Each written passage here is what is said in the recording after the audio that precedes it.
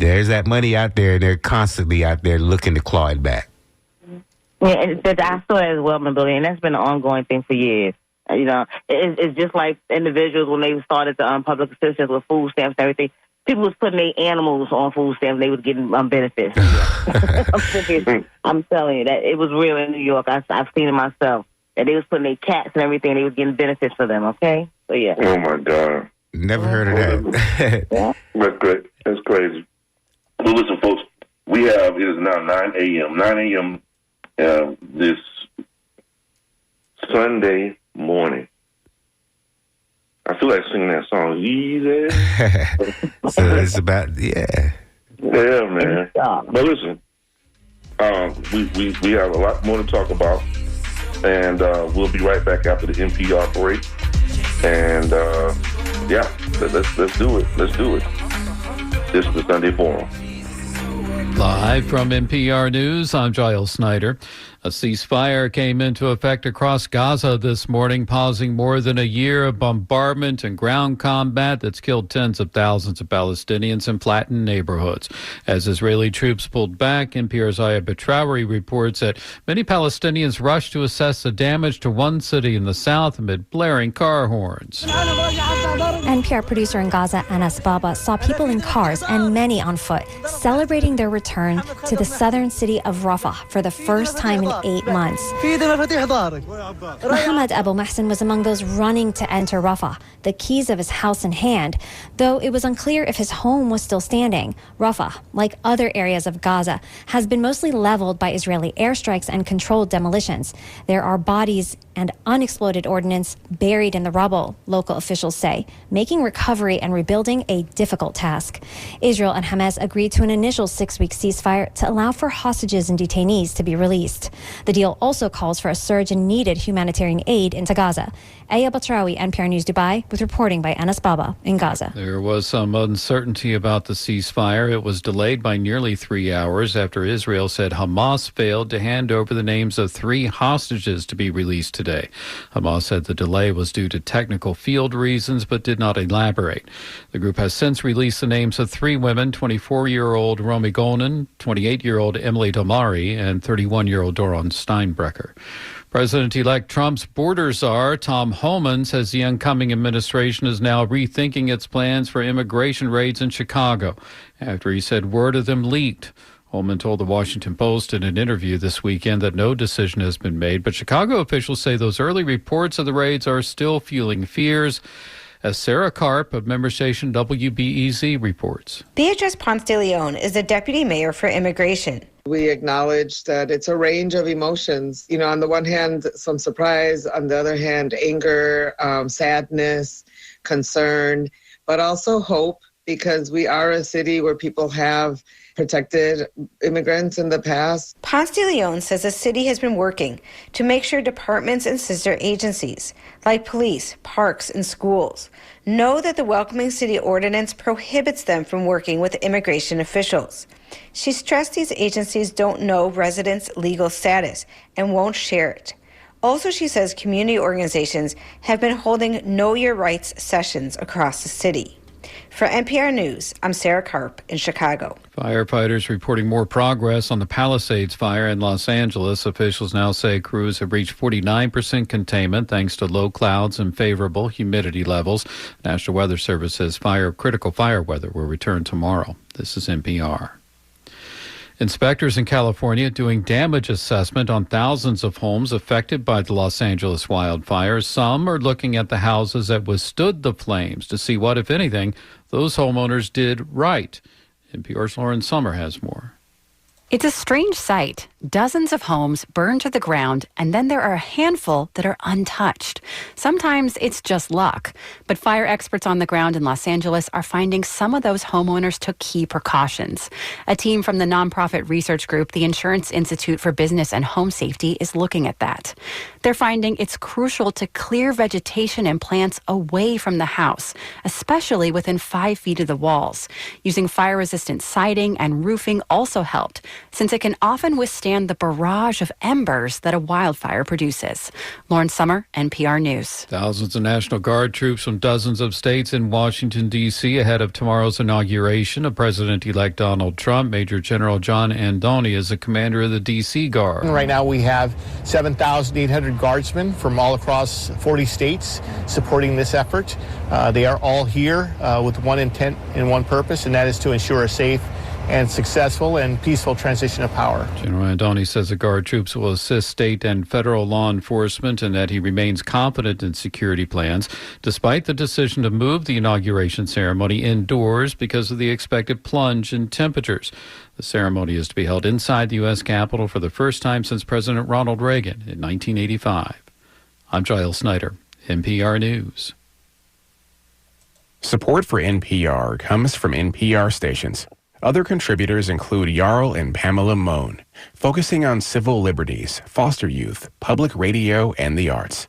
And the Public Welfare Foundation, committed to advancing transformative youth and criminal justice reforms. You're listening to WMNF Tampa, music and news. WMNF is accepting volunteer applications to be part of our on-air team. And welcome. This is Latinx. Welcome to the Soul Kitchen. It is your resident chef, Big Eddie G.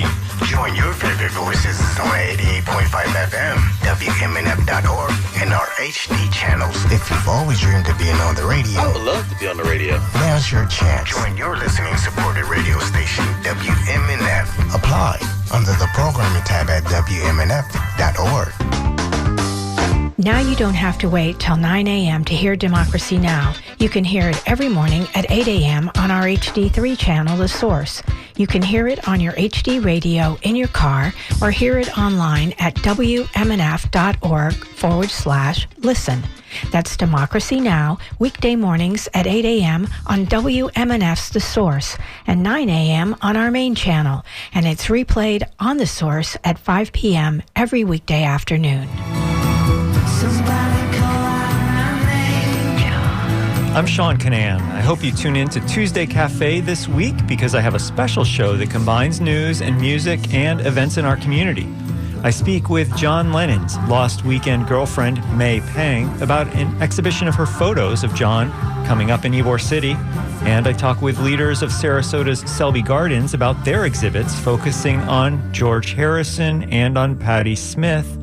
That's all coming up at 10 Tuesday morning on 88.5 FM and WMN. Hey, we're back to the Sunday Forum here on WMNF Tampa. All right. Welcome back to the Sunday Forum. This is your host, Walter L. Smith II, along with the members of the State crew. Mabili and Miss Annie, we were previously talking about the difficulties that we've seen in the news regarding the union busting, right? And what was going on in the city of Tampa with regard to the people who were working on hourly jobs that are under threat of not having the ability to sit at the table for negotiations regarding wages and things of that nature. So that's a very, very serious issue. And we're talking about the systems of oppression that have existed that people were saying, are broken, but the systems of oppression that are there aren't broken. They're working the way that they're supposed to be working, and they're doing exactly what they're supposed to be doing. So the other example would be what's happened in Tampa with regard to this ongoing battle that we've seen with the Riverwalk expansion, right? What we saw with regard to West Tampa over the years has been a travesty, a complete travesty.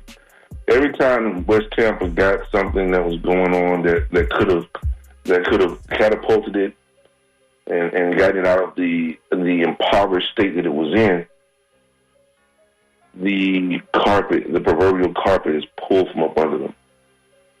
and they're right back at square one. Until fairly recently, I say in the past 7, almost 10 years now, the creation of the CRA, Community Advisory Committee, has made some real changes and has pushed back on a lot of issues that were before the very issues that stopped them from being able to, them meaning West Tampa, from being able to succeed and to transform the community for the better. And when I say for the better, for the better of the people who lived there, who are from there, who have been impacted there. And so now in the news, what we're looking at is discussion about whether or not this article is done by Divya Kumar in Tampa Bay Times, and it has to do with the expansion of the Riverwalk.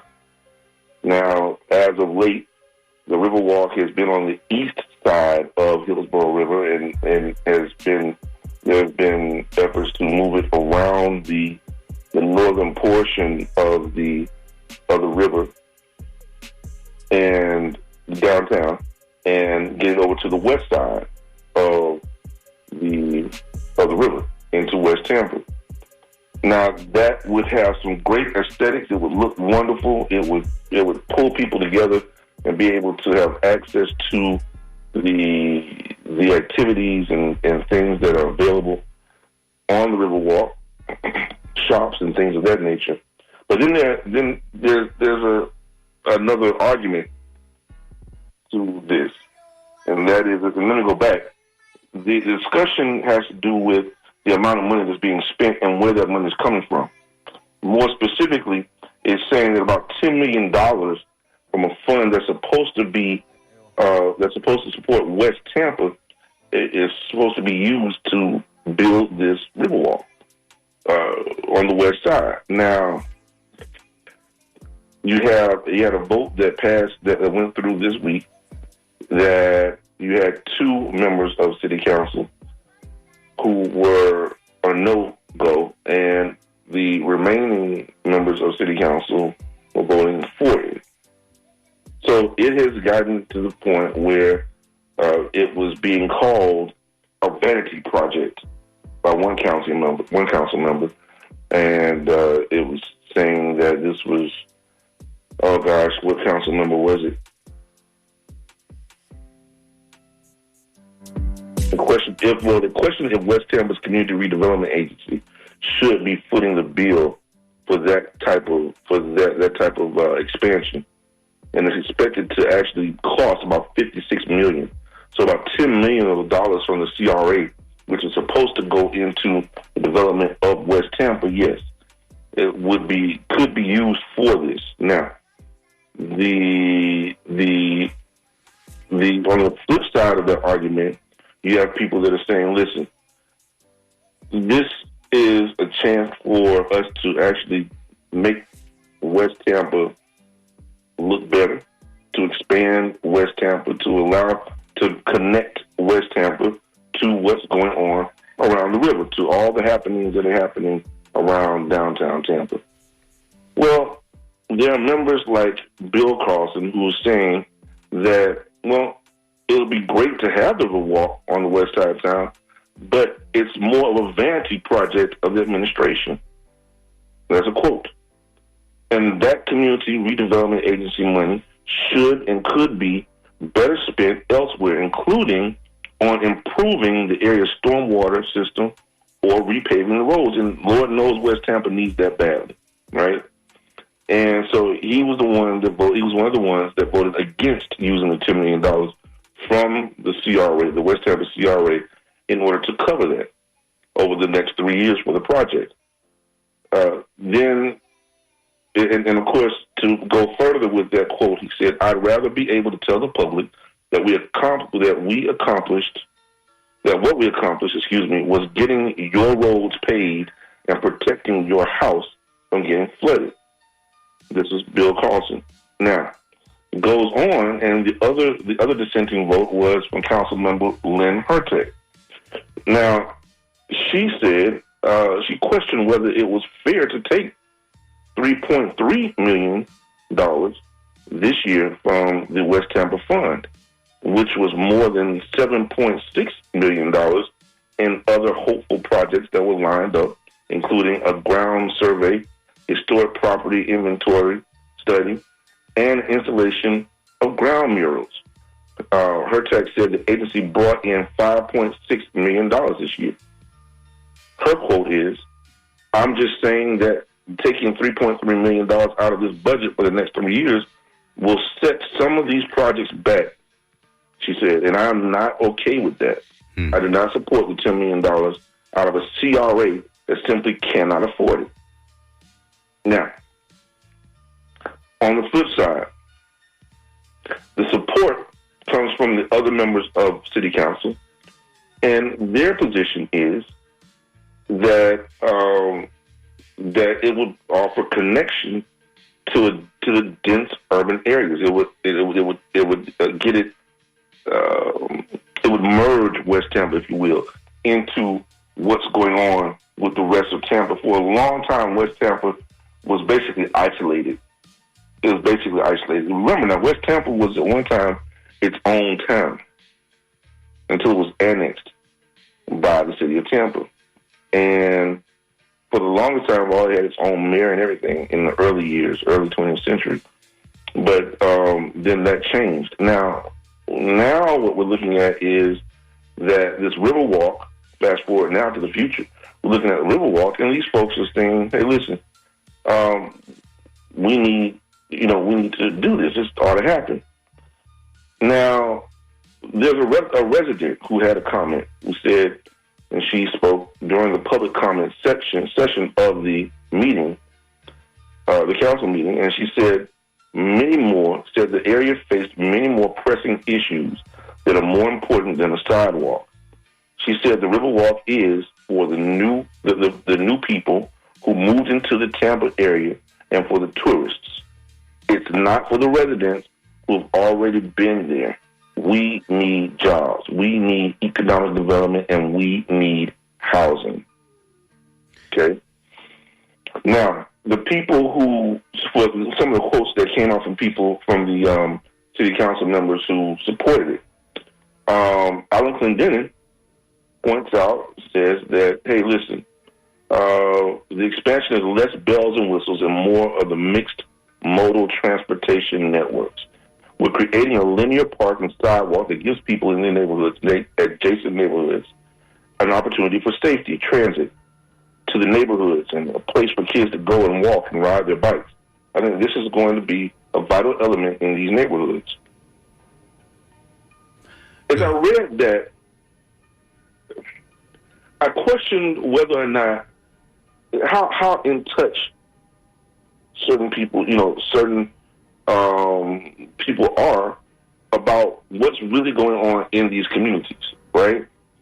And we listened to what the person said who was from the community, and what she said was, we need housing, we need jobs, we need economic development. That's their quote from someone who lives there. So, quote, that's something that's the feeling, basically, of a lot of people in West Tampa who are from West Tampa. Will Henderson, who's a council member of District 5, said that West Tampa deserved the Riverwalk expansion. She noted that the city council, before she joined, approved using community redevelopment funds for the expansion of the Strath Center and the Tampa Museum of Art. Instead, she thinks the Riverwalk project is more important infrastructure than those projects. So she goes, then you have Louis Vieira, who said, we can walk and chew gum as a city. he says he didn't see the Riverwalk as detracting from other priorities. We're a big city. We can deal with our infrastructure, particularly when 60% roughly is going to be paid for by the CRA and by the federal government. Mm-hmm. Councilmember Charlie Miranda said the value of the property of the project is something more intangible than a price tag. Much of the change and growth in Tampa, he said, can be attributed to investments people made. And this could be a chance for a part of Tampa that hasn't seen the same growth. Tampa is not the Tampa I grew up in, he said. And this is the last link they can see. and not feel left out. There's a value of things money can't buy, and you're looking at hope. So that was the article by Divi Kumar in the Tampa Bay Times. What say you for? I want to know what everybody's thinking. Call in 813-239-9663. We talk about this other portion of what's happening here in Tampa Bay. This is really serious. This is really serious. So, what are your thoughts, Welcome State? Miss Annie, you there? I'm here. So I'm not originally from Tampa, but I know from the years I've been here since coming back and forth since 1988, I think it was, when I first came here. And I looked at the housing condition and everything downtown where the ones that they tore down. It's been a big change. It's been a big change. From when they rebuilt it over there on 22nd Street, from how when I first came here, it was terrible. People were just basically living in the conditions that they were living in, and it was amazing to me that with all the money that they were saying at that time that Tampa had or whatnot, that it wasn't built up. So then when they came and they started doing the reconstruction, it was definitely, it's turned around a great deal, even though it's like on one side you see how they built up the apartments that they tore down and how beautiful they look, and then you look across the street and you still have some of the same conditions. You know what I'm saying? So I always chalk it up to the fact that these people that we put in office, they're doing what they want to do, to, as they say, when the state gets a certain amount of money and it has to go to certain communities for them to be rebuilt to a certain degree, it's always somewhere behind the lines of that it's only because this way the state will make some money, or the city of Tampa is going to be making some money, but they're not putting it in the communities as a whole on all the funds that they receive. So to me, I feel like they just partially cleaned it up. They partially cleaned it up. They did not give it to individuals that will be able to become economically feasible for themselves, which when I'm saying I'm talking about entrepreneurship, give them ability to have their own, as we used to talk about, have their own grocery stores there and so on and so forth. So when I look at it, I'm not from Tampa, so it hasn't hit me as hard as those that are actual, people who've been hit up their whole lives. I can't see the full transition, but just from the time I have been here, from when I came and what it is now, I see it, but I do say it can be better because, again, on one side, it looks like they built it up, but you look across the street, it's the same situation. You still see the same things happening. The stores, and even I went there, I think, about 2 months ago to buy something. And believe me, it was not the same as if I was over in Wesley Chapel, if I was up in Brandon or Riverview. The quality and everything is totally different. It's totally different, So, I mean, that's just my view on it. Yeah. Mm-hmm. Well, I just think that's true. But at the same time, you don't want to create a visual inequality, which is what you often see. So, I could agree with that council member who says we need jobs and will building a sidewalk create jobs? I don't know. Does the Riverwalk create jobs? That gives people an opportunity to be in the hospitality industry. And can people afford, who live in the neighborhood right across the street from the Riverwalk, can they afford to go and visit any of those businesses over there? Can they get jobs over there? And if you're getting money from the federal government, then why not, do the project, but make certain that the people benefit from it, not just the tourists. We can't just build the economy on the tourist trap. Right, just make it look pretty for them, but we're really not living the way we need to be living. Yeah. And I'm thinking that that's the position of Louis Vieira that he expressed, and the other part of the people who voted in favor of it would be people who were saying, listen, West Tampa has always gotten the short end of the stick.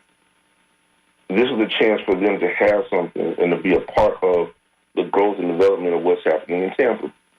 Like you're saying, Billy, the opportunity may be there. Listen to what I said. The opportunity may be there, for them to have the jobs and things of that nature and have access to what's going on. I think their intent is welcomed, certainly, and certainly is something that would be altruistically something that could actually happen, right? Yeah. But on the flip side of that, now when you look at what's being said by Bill Carlson and by Lynn Hertek, they have a very valid point. Both sides have a very valid point. The other side of that is that money can be used to look at to deal with the infrastructure of West Tampa and deal with that first and foremost. It's more of a priority thing, right, for them. Mm-hmm.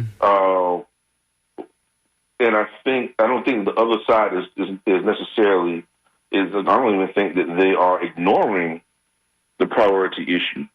I just think that their viewpoint is well taken, and that is that, there's participation that has to be considered. Whether they're able to participate in employment opportunities, that remains to be seen.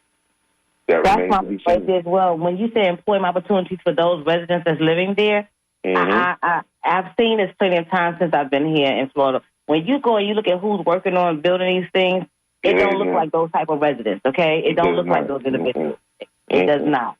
So I don't see that being a thing that, it's going to give them employment at that community. I do not see that. I do see that that's something that's going to get to be built up to make West Tampa look pretty again for the tourists and things to that effect.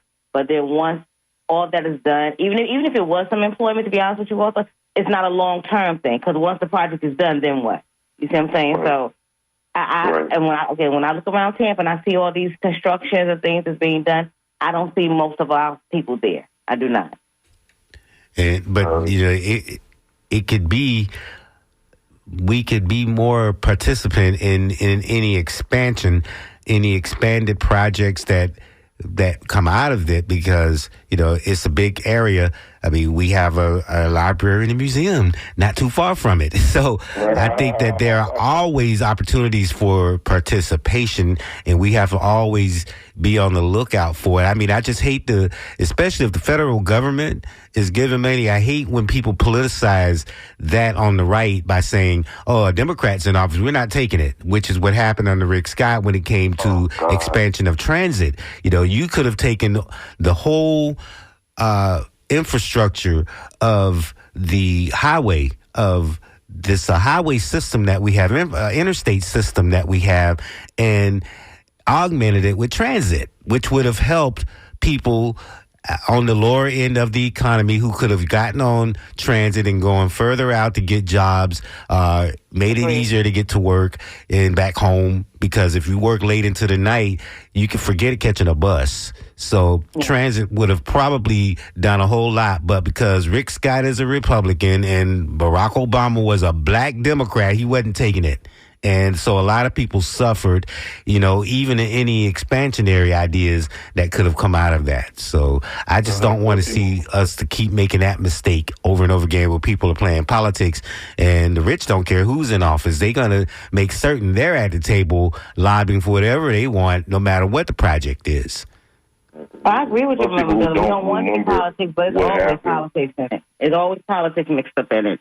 As much as we keep saying we don't want it to be that way, and it shouldn't be Republican or Democrat. It should just be what's best for the people. It shouldn't matter what your political stance is. And that is the politics. The politics of the people, yeah. Okay, so. Hey, listen, for those people who don't remember that situation, let me remind you, it was the opportunity that the state of Florida had to put a rail system in, a transit system in that would be able to afford people the opportunity to take jobs that would be on the other side of the state, practically in Orlando, from Tampa to Orlando, and take those jobs and successfully be employed. And then the jobs that it would have created just for the actual construction and development of that job, of that particular that particular amenity, if you will, or that transit system, then that actually would have been something that would have been tremendous for the state, but because of the tension, the political tension from the then Barack Obama, the first black president of the United States, and the then governor of the state of Florida, Rick Scott, it became a problem, and he sent the money back. I think it was I forget how much it was, $8 billion, was it? Something, yeah. And they never gave him a chance. You know, they constantly give 45 a chance, but they never gave that president a chance. 44 a chance. So Barack was giving it to us, and Rick Scott gave it back. Yeah. Wow. Essentially. Crazy. So you got a lot of people want to talk on the Sunday Forum. All right, let's do it. All right, go ahead, caller. You're on the Sunday Forum. Hello? Caller, you on the air? Hello? Yeah, hello. Hello, can you hear me? Yes. Yeah. Well, there goes your jobs right there. You just answered the question. You know, how many millions of dollars would have been generated from that one project there? You know, we talk about, and look at the attitude of when the minute you start talking, this has gone on for years. The minute you start talking, put it this way, what are you supposed to do with these neighborhoods then? You know, let one side run down? That's expensive. Have a shanty town on one side and a prosperous area on the other side. Who's living in these shanty towns? Mm-hmm. And he brought up another point. Okay, so we want jobs. But when we go to building, you know, who's doing the building? Who's who they're bringing in to do the building? Why? Because you've eliminated all the apprentices programs and the plumbing programs and the carpentry programs from the schools and the cooking programs and all and you know all the various the art programs and that sort of stuff in the schools. So what do you expect people to look like? And stick people on video games. And what happens is I was reading an interesting report about that, you know, saying that, you know, we got our kids now stuck playing video games rather than out playing, and it affects their gut health. And that comes from a guy who's a pancreas specialist surgeon out of Johns Hopkins University. So a guy named Martin Markey and stuff. So, I mean, what do you expect to happen? And this guy, the attitude, just look at the attitude. One minute you get 15 million or I don't care how much to go to a specific neighborhood. Oh, well, they don't need that. Oh, well, you know, it's just pat on their head and go on up and find somewhere else to squander it. And then 15 and 20 years later, you know, we're still suffering from the same thing. $8 billion in transit. I remember that project, and Republicans, it was all bipartisan. It didn't have anything politics to deal with it. Railroads don't have any left and right. It was about jobs and expansion in the state of Florida. And what did he do?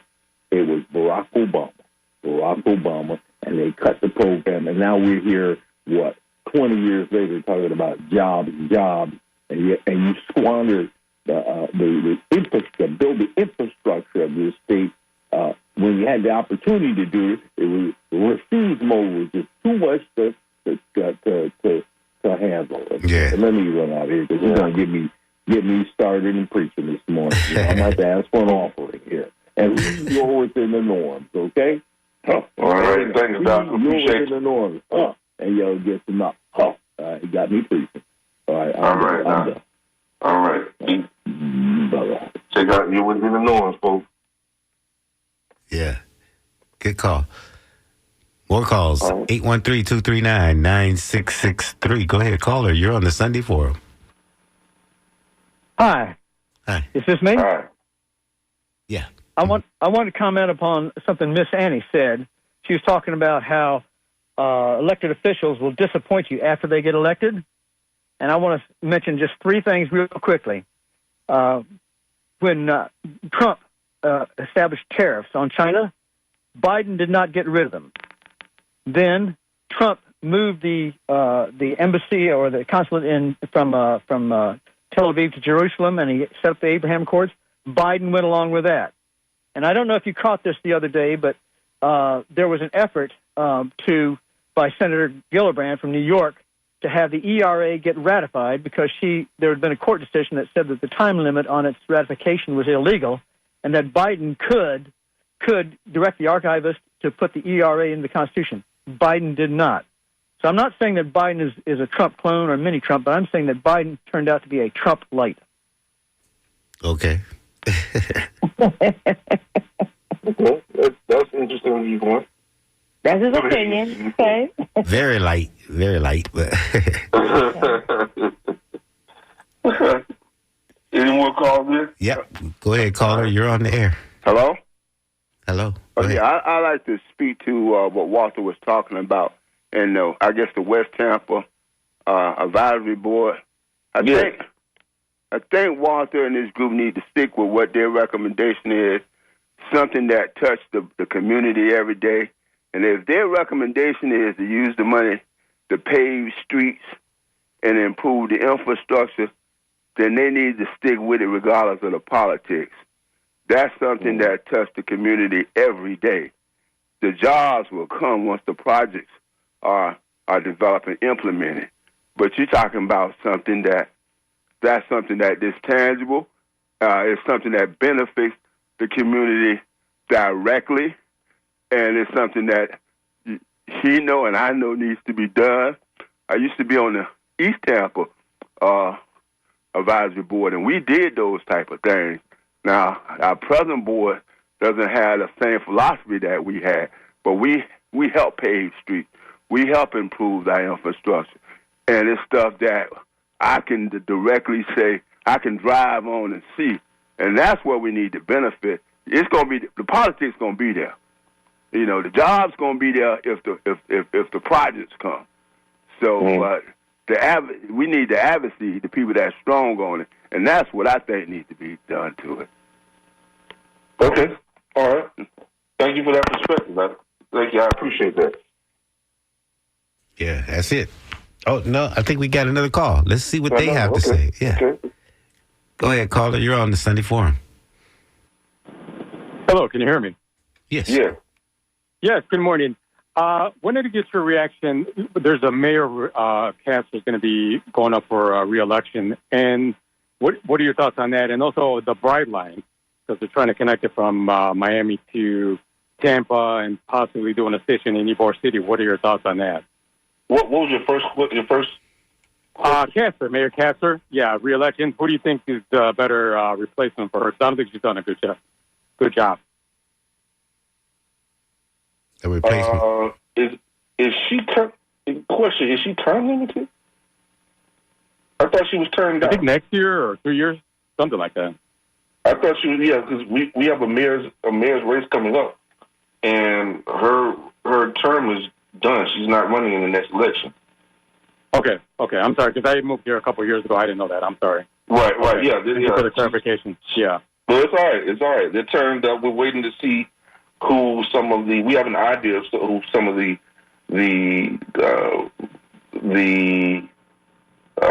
candidates are, but we don't know for certain. So I don't want to say anything about that just yet without confirmation. And then what about the Bride Line before you go? The Bride Line, what are your thoughts on that project? That is the connection from Miami to. I think that project is a great project with regard to making certain that we have some real connectors throughout the state. We need those connectors badly. Okay. Now, unless there's something more to that, I've not seen anything that was necessarily detrimental. What my concern would be more or less making certain that those communities that are underserved communities are going to benefit from these transportation adjustments that are being made, and that they're not just some collateral damage to like they were when they had urban renewal, the so-called urban renewal, you know. So that would be my biggest concern, I think, with that. and the environmental issues that go along with it. Okay. Thank you very much. Hey, another great show. Thank you very much. All right. Thank you. Yeah, that was it. That's it? All right. So, yeah, man, these are some major issues, clearly. You see what the discussion has been here with the forum. So this has been a heck of a discussion there. The issues continue to come, and I'm glad he mentioned Kathy Castor. She weighed in on this on Biden's permanent ban on oil drilling offshore, and of course we know that's going to be reversed. Exactly. I think he's going to overturn that. So, but for how long? I mean, the idea is that do we just, are we so fearful that we're not going to have a voice in the next 2 to 4 years? It's not so much of being fearful. It's just like, as you said from the beginning of this conversation this morning, it's just being woke and to the reality of it. Mm-hmm. We won't. This man is literally going to try to do everything he wants to do, and he feels he can. And the people he placed in office is going to help him do that. So we can have our opinion. Unfortunately, that's as far, in my opinion, that's as far as it's going to go. He's going to do everything that he can to make it as though he is in charge.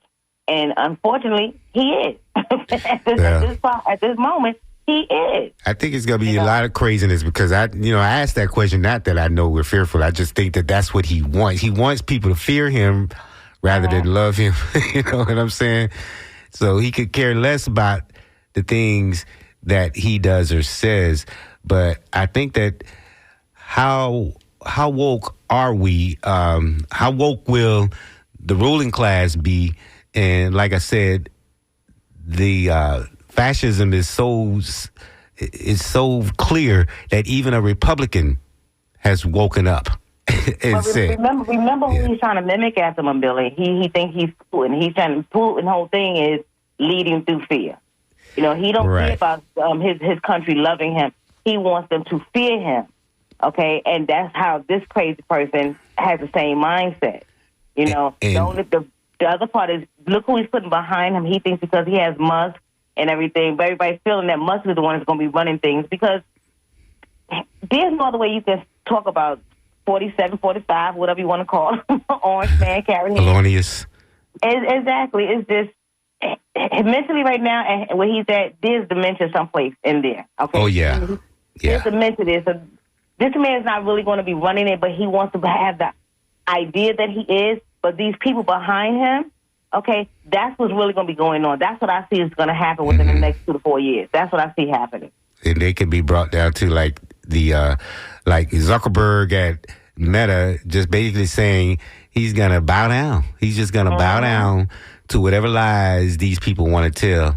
But like I mentioned, this lawmaker in Florida, Tampa Bay lawmaker Mike Beltran, when he said last year he wasn't going to run, said that he would, like everybody says, I'm going to go spend more time with my growing family. I'm going to focus on some other things. He has a law practice, and he says he has an elderly father who lives out of state. But he says there was another reason that he didn't really want to talk about at the time. He said he describes an oppressive and dictatorial atmosphere in the Florida legislature where all legislative initiatives and even members' votes are tightly controlled and monitored by top leaders in the House and Senate. So, he's feeling the oppression, from his own side.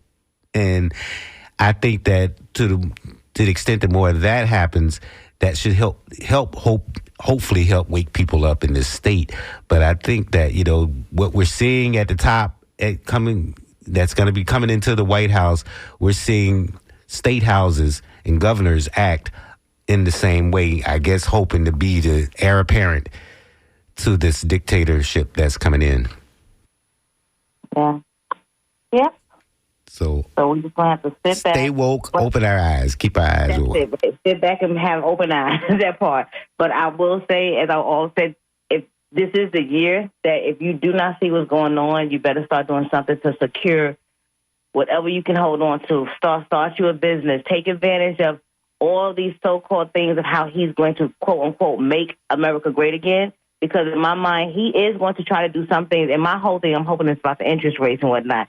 If he does do that because he wants to make it seem like he's going to be the best president again ever, and by doing that, I'm going to bring down taxes, I'm going to bring down the interest rates and all this crap. And again, it's going to benefit his side. It's definitely to benefit the elite. It's definitely to benefit the 1%. But take advantage of it, even though we know it was not set for us. Find a way that it benefits you. Utilize whatever resources or plans that are there in effect that you can use that to start your business or to make you some money. Because believe me when I say to you, going towards the rest of this year, starting February, we in for a roller coaster ride, my Billy and Walter. That's exactly how I feel. And I'm trying to set myself up forward right now because I'm going to utilize whatever I can and take advantage of whatever resources that Musk and all of them are trying to give to their people. I'm going to find some way to pull it for myself because we don't know everything that's out there. And that's the whole purpose. That's been like that for years. We don't know everything that's out there. And I hope I think they're trying to crash the economy for those at the bottom with this new crypto stuff. Mm-hmm. So, I think that I'm going to be watching that process very closely. Yep. We have another caller. Take me the other day. Oh, go ahead. Let's take a caller. Go ahead, caller. You're on the Sunday Forum. Caller, you're on the air. Go ahead. Yo, Hoodoo. Hoodoo. Hoodoo. Yeah, I didn't hear the normal little static thing. No, it's not working. Maybe it's because it's been upgraded, so we don't hear it. We don't hear that anymore. I appreciate it, comrades. Good to hear your voices this new year. And of course, giving honor to the fight for freedom and justice, which is first and foremost in my life. I'd like to say these things. I really appreciate the insightful information regarding the political climate that this show provides its listeners, and especially around this question of fascism. Chairman O'Malley used to tell the chairman of the African People's Socialist Party and the leader of the African world, talks about fascism all the time as being this thing that white people experience when colonialism comes to knock on their front door. Nobody called it fascism when colonizers decimated, millions of indigenous people here. Nobody called it fascism when colonizers ravaged Africa and African people. This term emerged when white people began displaying this kind of colonial conduct amongst themselves. And so I think that it's important that we always keep in mind that the eradication of colonialism will certainly rid us of fascism. I believe it was Amilcar Cabral who made that point salient in one of his works. On top of that, though, I want to say, or at least in addition to that, I want to remind us that I used to go to church and I would hear people read the Bible, and after they would read the scripture, they would say, may God add a blessing to not only the readers and the hearers, but also the doers of his word. And we as Africans living in this colonial situation are responsible for not just being hearers of the colonial destruction that abounds, not just being commentators about it, but also being people who do something about it. That's what Dr. King was about. Drum major for justice for sure, and he beat that drum best he could.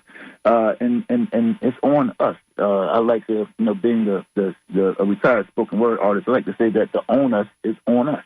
To do the work, not just commentate, not just spectate, not just, even be good sponges of information, but it's incumbent upon us to be doers, to do something about it. We can talk about Donald John Trump and not even say his name and what have you until the next election cycle. But that doesn't move us from one place to another as much as doing something about this colonial condition would. And so I just want to appreciate this program for always keeping the forum open for us to discuss ideas about what we can do about making sure that our children have the ability to feed, clothe, and house ourselves in the future. So thank you, comrades, and I would say, look forward to the next time. Thank you. Thank you. Yeah, and I've seen him put out the work. I've seen him out there putting in work, getting the community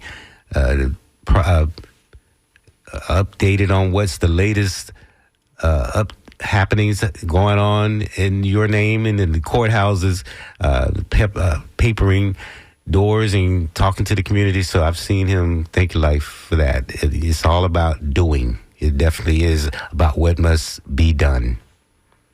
Absolutely. They had a parade in Orlando for Martin Luther King, because of course we know his birthday is tomorrow. My grandson was a part of that. And I was so happy because I wanted him to explain to me why was it a point for him to be a part of that march. And he's only 10, so for him to say, I'm like, okay, good, you are conscious, okay, on what's going on. You're not just walking in it because your teacher told you had to walk in it. I want you to know what the purpose was. So that's very important for this next generation that's coming up because there's so many changes and everything is going on. And it is definitely about action, and the sad part, we've had that mindset for years, but it has gotten lost because even with putting our ancestors putting that action and those coming after them, you get tired because you put those actions in and you never see the fruit of it. However, it is there because progress is made, but sometimes we know progress can be slow. And they can plot to take it back. Exactly. And that's what's going on now. Exactly. Yeah. Young people will ask you eventually, get ready for the question. They're going to ask you, what were you doing? Mm-hmm. What did you do? How did you stand up? And the question is going to be a valid one every time. And the answer is your answer going to be valid. Very, very true. Walter, very, very we got more phone calls. All right. 813-239-9663. That's the number to call if you want to join the discussion here on the Sunday Forum. We're talking about infrastructure build-up and talking about the politics behind all of it. Go ahead, caller. You're on the Sunday Forum. Good morning, Mobili, and haven't had my first cup of coffee yet. And good morning to the other host. She's so amazing. I forget your name. Miss Annie. Okay, Miss Annie, that's right. You're so amazing. So I just wanted to say I really loved what the last caller said. I only caught the show at the very end, but he made such a wonderful analogy in terms of how white people are just using this terminology of fascism now, and they didn't use it in terms of real colonialism, in terms of Africa and other areas of the world. And I thought that was brilliant, and it makes perfect sense. I also want to just give a shout-out to the League of Women Voters. I'm a member. We will be marching tomorrow at the Martin Luther King Parade downtown St. Pete. I know WMNF is going to be there as well. Maybe we can all say hi. But I really hope that we have a huge turnout. Who is this calling in? Every year. Who is this calling in from the League of Women Voters? This is Christina. Hey, Christina, how are you? I'm doing great. How are you? I'm on my cell phone, which is not working very well. It's a little fuzzy, so I hope you can hear me. Okay. All right. No problem. We can hear you. But I just wanted to say, good to hear your voice. Well, it's great to hear you guys too. And I also want to say that when you pledge next month, I'm excited for that too. And this is a more important time than ever for people to show up for the station, and especially for your show. So have a blessed day, and I hope to see WMNF at the parade. I'm really excited for tomorrow. Yes. Thank you. Thank you so much. See you there. Bye-bye. Yeah, there's going to be a parade in Tampa and St. Pete, as it is every year. WMNF will be engaging. Of course, what time does it start? Where will it begin? Good question. I think it begins at noon, and it go, of course, partially down Martin Luther King Drive. But I'm going to get more information on where we're going to be, what number we're going to start at, where it's going to be starting and stopping. Okay. Yeah, that was Christina Conti with the League of Women Voters that just called in. She's on the. She's one of the members of the directors group, board of directors. Walter, you know what? You should try to get somebody from the West Tampa CRA to come on the show so that we can have our callers ask them some questions. I'm surprised Joe is not called in. I am so surprised Joe is not called in. He must be asleep. Let's put some people in the hot seat. I'm telling you.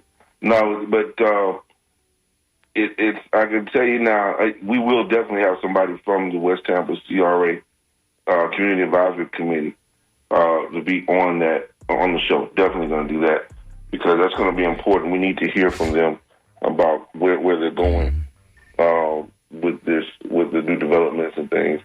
Much like we need to hear from people from the East Tampa group as well. Very important. There's been some criticism involving that as well.